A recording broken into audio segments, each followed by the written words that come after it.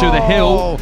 Going down the hill and not the right way. Out the front door and over the top, and he's... And that went very, very early for Carpe. Quiles a little bit further out. It was a difficult weekend because I crashed a lot of times. I wasn't feeling with the bike. Even in race, I wasn't feeling. Di tengah atmosfer panas dan penuh tekanan di sirkuit Le Mans, Prancis, satu nama mulai benar-benar mencuri perhatian dunia Moto3, Veda Ega Pratama. Pembalap muda Indonesia itu datang ke GP Prancis 2026, bukan lagi sekadar sebagai rookie pelengkap grid. Ia datang membawa ancaman nyata, membawa momentum besar, dan mulai memaksa para rival untuk serius memperhitungkan kehadirannya. Sejak awal akhir pekan, aura berbeda memang sudah terasa dari kubu Honda Tim Asia, saat Veda langsung menunjukkan kecepatan yang mengejutkan. Di tengah kondisi lintasan Le Mans yang terkenal sulit diprediksi, ia sempat melesat hingga posisi kedua tercepat. Momen itu langsung membuat garasi tim bersorak. Ia terlihat sangat percaya diri menghadapi karakter teknis Le Mans yang selama ini sering menjadi mimpi buruk bagi banyak rookie. Walau posisi waktu terus berubah sepanjang sesi, fakta bahwa Veda sempat bertengger di posisi 2 sudah cukup menjadi sinyal besar bagi paddock. Ia datang bukan untuk belajar, ia datang untuk bersaing. Namun seperti biasa, Le Mans tidak pernah memberi segalanya dengan mudah. Cuaca dingin, grip lintasan yang berubah-ubah, serta permukaan aspal yang licin membuat sesi praktis berikutnya berubah menjadi arena bertahan hidup. Crash terjadi di mana-mana. Beberapa nama besar bahkan ikut menjadi korban. Maximo Quiles dan Alvaro Carpe mengalami insiden keras ketika mencoba memaksimalkan limit motor mereka. Kedua rider itu kehilangan grip di sektor teknis dan terjatuh saat sesi masih berlangsung kompetitif.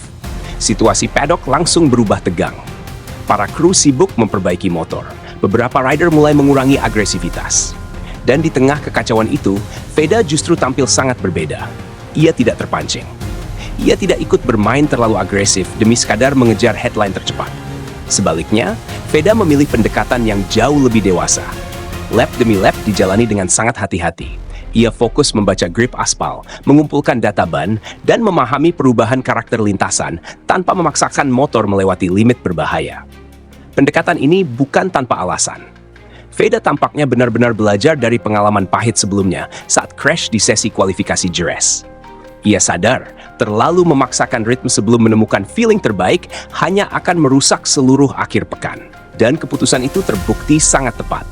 Ketika banyak rival harus kehilangan waktu karena crash, Veda justru mampu menyelesaikan sesi dengan mulus dan konsisten.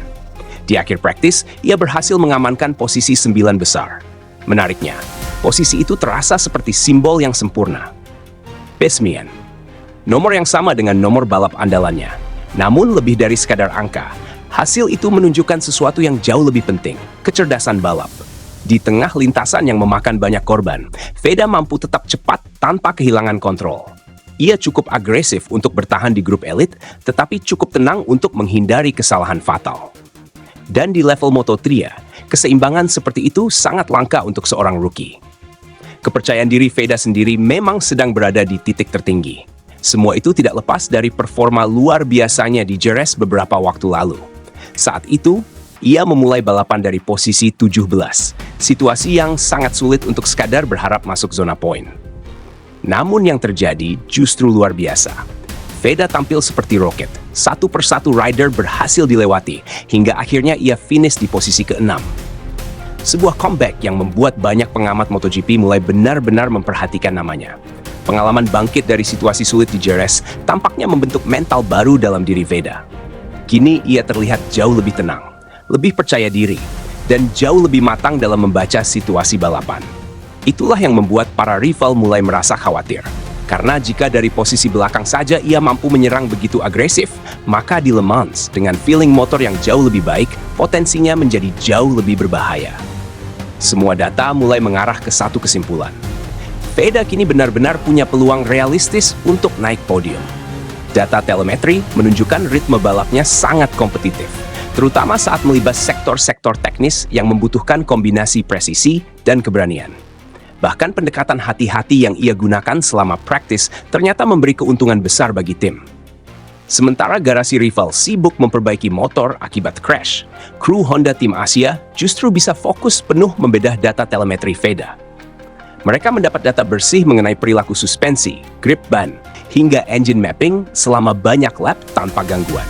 Keuntungan seperti ini sangat mahal di Moto3, karena detail kecil sering menentukan hasil akhir.